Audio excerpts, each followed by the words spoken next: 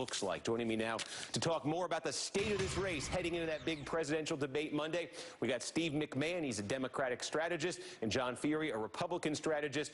So Steve McMahon, let me start with you. In terms of Hillary Clinton's campaign, as we said, they got good news in the national polls this week. We got her up 6 in our new NBC News Wall Street Journal poll. The SurveyMonkey online poll put her lead at 5 points. How good should the Clinton campaign feel right now versus how worried should they be heading into this debate?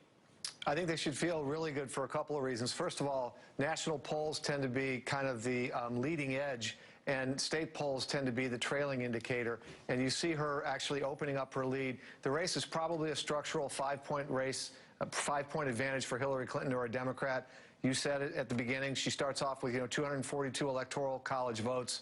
I don't think Donald Trump is going to do something that nobody since hasn't happened since 1984, and that's win Wisconsin. So I think they should be feeling really good about where they are right now. Yeah, I mean, John Feehery, my takeaway when I sort of go through that exercise is Donald Trump needs a push here. He's got himself competitive, but he needs something that's going to move votes, especially in a state like Wisconsin. I guess a debate could do that. Do you think he's capable of getting the kind of performance, the kind of moment in this debate on Monday night that could do that? Well, listen, if you look at this debate, you see that Donald Trump has to exceed the soft glow of low expectations, because no one expects him to do that well, and I think he's going to exceed those low expectations, so I think I will give him a bump. The other thing he's got to do, he's got to appear presidential in his tone and temperament, and that's going to be a big challenge for him. If you saw the last debates, the Republican debates, he really went after Jeb Bush. He really went after Marco Rubio. He can't do that with Hillary Clinton. If he tries to be, that aggressive with Hillary Clinton, I think it's going to backfire. Tone and temperament is so important for Donald Trump in this next upcoming debate. Can he do? I mean, the other thing in these primary debates, he had 10 candidates on stage. He had commercial breaks.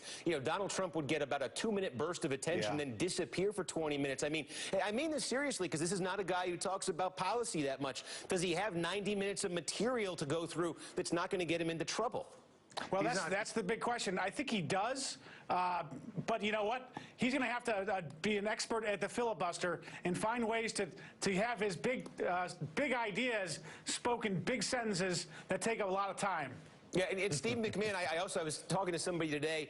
We're thinking back to the 2000 debates, Bush versus Gore. And the one thing that seemed to work in Bush's favor there, besides Al Gore sighing, was the expectations game. Going into that, it was seen as a big mismatch. Gore was this world-class debater. Bush had trouble getting the sentences straight sometimes. The expectations game worked in Bush's favor.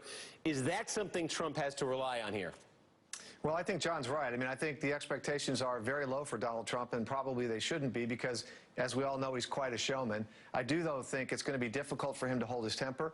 Hillary Clinton is not going to be an easy debate opponent. Donald Trump will get frustrated. He probably will overreact. And if he does, I think that's a danger, not only because it shows his temperament is not suitable to be president, but also because when you're doing that in a debate against a female candidate, it's more of a challenge than if you're doing it to Jeb Bush or somebody else. So I think he's got to walk a tight rope here. I think expectations for him are low. If his tone and temperament are right, that may be a win for him, but he does have to talk for at least 45 minutes, and if I were Hillary Clinton, I might just let him talk for more, because the more Donald Trump talks, the more trouble he gets into, and the better it is for the Hillary Clinton campaign. Does she come with a plan, though? Does she come with a game plan to try to provoke him? And are there any risks if that's her strategy? If she's got some lines of attack that are designed to get some kind of reaction from him, is there a risk there for her in doing that? Well, I don't think so, because she's a very, very... One thing about Hillary Clinton is she is steely and she is tough. And I'm sure she's going to come with some stilettos to plant in his ribs, and I'm sure they're going to be planted there. And the question for Donald Trump is, how does he react? Does he react in a way that's presidential, or does he overreact? I think he'll overreact like he's always done before, and when he does, I think Hillary Clinton will pounce. Well, we'll see, Steve. Let me just say real quick, I think the expectations for Hillary are really through the roof. People expect her to win this debate.